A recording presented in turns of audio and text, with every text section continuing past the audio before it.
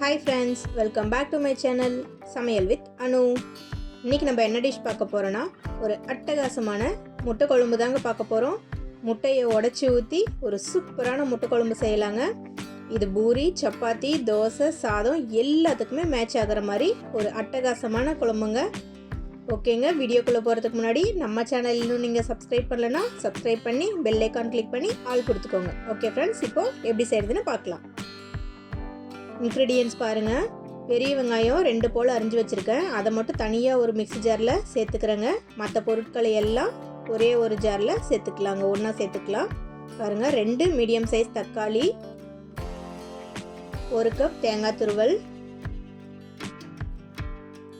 மிளகு ஒரு 1/4 ஸ்பூன், சீரகம் 1/2 ஸ்பூன், சின்ன வெங்காயம் ஒரு 20 போல் எடுத்துருக்கேங்க, அதை அப்படியே சேர்த்துக்கலாம். பூண்டு ஒரு 10 பல் உரிச்சு வச்சுருக்கேங்க, அதையும் சேர்த்துக்கலாம். ஸ்பைசஸ் பாருங்கள், 1/2 ஸ்பூன் மிளகாய்த்தூள், 1 ஸ்பூன் மல்லித்தூள், 1 பிஞ்ச் மஞ்சத்தூள் எடுத்துருக்கேன், அதையும் சேர்த்துக்கலாம். ஒரு 1/2 ஸ்பூன் அளவுக்கு குழம்பு மிளகாய்த்தூள் எடுத்துருக்கேங்க, அதையும் சேர்த்துக்கலாம். இப்போது இந்த பொருட்கள் எல்லாத்தையும் ஒரு ஃபைன் பேஸ்ட்டாக அரைச்சிக்கலாம். பெரிய வெங்காயத்தை ஒரு ஃபைன் பேஸ்ட்டாக அரைச்சிக்கலாங்க. புளி ஒரு எலுமிச்சம்பழம் சைஸ் எடுத்துருக்கேன், அதையே ஊற வச்சிடலாம். அவ்வளோதாங்க. இப்போ எப்படி செய்யலான்னு பார்க்கலாங்க. வானலில் 4 ஸ்பூன் எண்ணெய் ஊற்றிருக்கேன். எண்ணெய் நல்லா காஞ்சிடுச்சிங்க. இப்போ இதில் கடுகு தாளிச்சிக்கலாம், கருவேப்பிலை, அடுத்து பெரிய வெங்காயத்தை ஒரு பேஸ்ட்டாக அரைச்சும் பார்த்தீங்களா, அதை மட்டும் சேர்த்து நல்லா பச்சை வாசனை போக ஃப்ரை பண்ணிக்கலாங்க.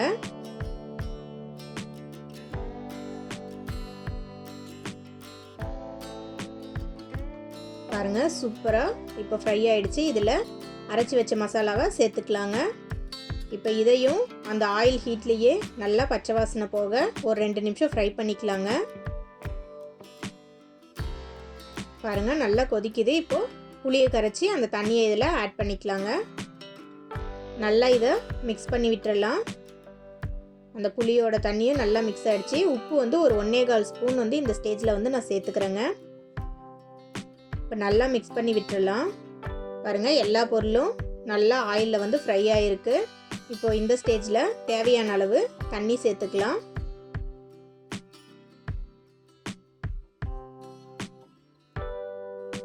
பாருங்கள், தண்ணி சேர்த்தாச்சு. நல்லா மிக்ஸ் பண்ணிக்கலாம். இதை இப்படியே ஒரு 10 நிமிஷம் மூடி வைக்கலாங்க. மசாலா நல்லா கொதிக்கட்டும்.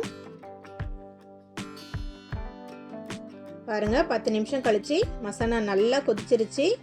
எண்ணெய்லாம் பிரிஞ்சு தனியாக வந்திருக்குது பாருங்கள். இப்போ இந்த ஸ்டேஜில் அடுப்பை சிம்மில் வச்சுட்டு முட்டையை சேர்த்துக்கலாங்க.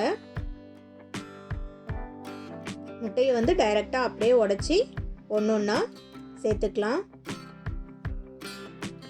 கரெக்டாக எந்தெந்த இடத்துல முட்டையை உடச்சி விடுறீங்கன்னு பார்த்துக்கோங்க. அது இல்லாமல் ஒவ்வொரு கேப்பாக மற்ற இடத்துல முட்டையை ஊற்றி ஃபில் பண்ணிட்டு வரலாங்க.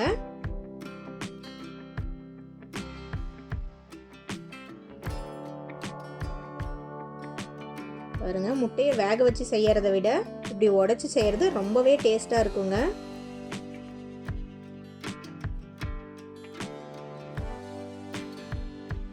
பாருங்க, எல்லா கேப்பையும் ஃபில் பண்ணியாச்சு. இப்போ இப்படியே இது சிம்லையே ஒரு 5 நிமிஷம் வேகட்டுங்க. மூடி வச்சிடலாம். 5 நிமிஷம் கழிச்சு ஓப்பன் பண்ணி பார்க்கலாம். அவ்வளோதாங்க, 5 நிமிஷம் ஆயிடுச்சு. பாருங்க, சூப்பராக குழம்பு கொதிச்சிருச்சு. சிம்மில் தான் இருக்கு. முட்டையும் நல்லா வெந்திருக்குதுங்க.